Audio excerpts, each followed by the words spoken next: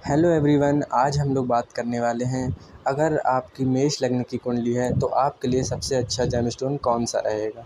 यानी कि अगर आपके फर्स्ट हाउस में अगर 1 नंबर लिखा है तो इसका मतलब आपकी मेष लग्न की कुंडली है। और आइए अब हम जानते हैं कि इस कुंडली में सबसे अच्छा और सबसे बेनिफिशियल रत्न जेमस्टोन कौन सा रहेगा। अगर आप उसे धारण करते हैं तो आपको लाभ ही लाभ होगा।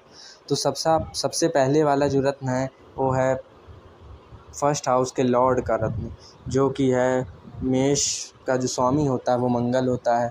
और मंगल का जो सबसे बढ़िया जेमस्टोन है वो होता है रेड कोरल यानी कि मूंगा। आपने इसका नाम ज़रूर सुना होगा क्योंकि ये काफ़ी फेमस रत्न है, बहुत लोग जानते हैं, बड़े बड़े सेलिब्रिटी भी पहनते हैं इसे। इसके आपने गोविंदा के हाथ में भी देखा होगा और भी कई सेलिब्रिटियों के हाथ में देखा ही होगा। तो जो मूंगा होता है वो मंगल ग्रह के लिए होता है और आपके जो फर्स्ट हाउस का जो लॉर्ड है वो मंगल है।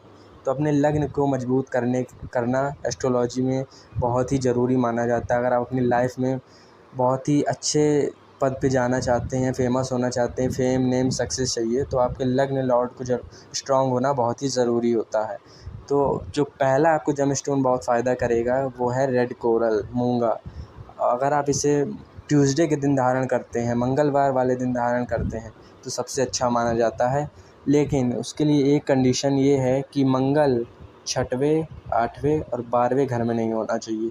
अगर आपका मंगल छठवें, 8वें और 12वें घर में है तो भूल कर भी मूंगा मत धारण करिएगा, क्योंकि ये आपको लाभ देने की जगह आपको हानि देगा हमेशा। क्योंकि इन ग्रहों में मंगल शुभ परिणाम तो देते हैं, यानी जैसे कि छठवें भाव में मंगल अच्छे माने जाते हैं क्योंकि ये शत्रुओं को पराजित करने में बहुत ही अच्छा योग माना जाता है। लेकिन रत्न पहनने की सलाह नहीं दी जाती है इन घरों में अगर मंगल हो तो। और जो अगला रत्न के बारे में, हम अगले रत्न के बारे में बात करेंगे, वो है पंचम भाव के जो स्वामी होते हैं उनके बारे में। क्योंकि कुंडली में पहले घर के स्वामी, पंचम भाव के स्वामी और नवम भाव के स्वामी का जो रत्न है पहनना सबसे ज़्यादा लाभकारी माना जाता है। तो पंचम भाव के जो मेष लग्न में स्वामी होते हैं वो होते हैं सूर्य। और सूर्य का जो सबसे अच्छा रत्न होता है वो होता है माणिक यानी कि रूबी। तो अगर आप रूबी धारण करते हैं तो ये आपके इंटेलिजेंसी को बढ़ाएगा, आपका दिमाग को तेज़ करेगा, क्योंकि पंचम भाव जो होता है वो आपकी बुद्धि से जुड़ा होता है, आपके एजुकेशन से जुड़ा होता है, आपके संतान और आपके लव लाइफ से भी जुड़ा होता है। तो अगर आप पंचम भाव के स्वामी यानी सूर्य का रत्न धारण करेंगे तो इससे भी आपको काफ़ी लाभ होने वाला है। पंचम भाव के स्वामी सूर्य, उनका रत्न है वो है माणिक रूबी, जो कि बहुत ही पावरफुल माना जाता है। बहुत सारे लोग इसे पहनते हैं और तुरंत ही उन्हें असर दिख जाता है 1 से 2 हफ्ते के अंदर ही अंदर। तो आप माणिक धारण कर सकते हैं। और जो अगले रत्न की तरफ हम चलेंगे वो होता है नवम भाव के स्वामी का।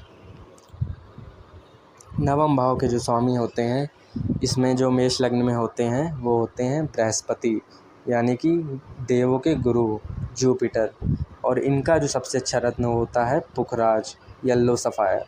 इससे बहुत ही ज़्यादा जुपिटर स्ट्रांग हो जाते हैं अगर आप इसे धारण करते हैं। और नवम भाव होता है आपके भाग्य का, आपके पिता का। तो अगर आप पुखराज धारण करते हैं थर्सडे वाले दिन तो आपको बहुत ही लाभ होगा। इसे आप चांदी में भी धारण कर सकते हैं और सोने में भी धारण कर सकते हैं। सोना कई लोग अफोर्ड नहीं कर पाते हैं, इसलिए चांदी में धारण कर सकते हैं। अगर आप चांदी में नहीं अफोर्ड कर सकते तो आप पीतल में भी पहन सकते हैं।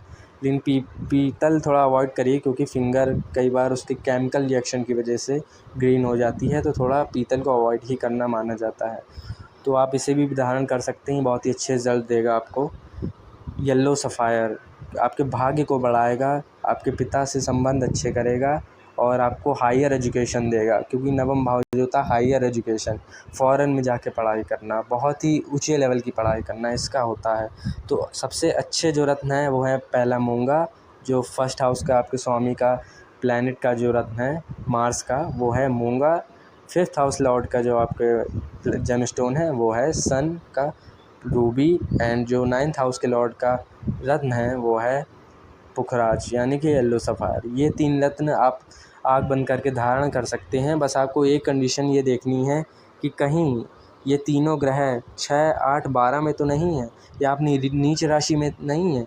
नीच राशि भी आपको ज़रूर देखनी है।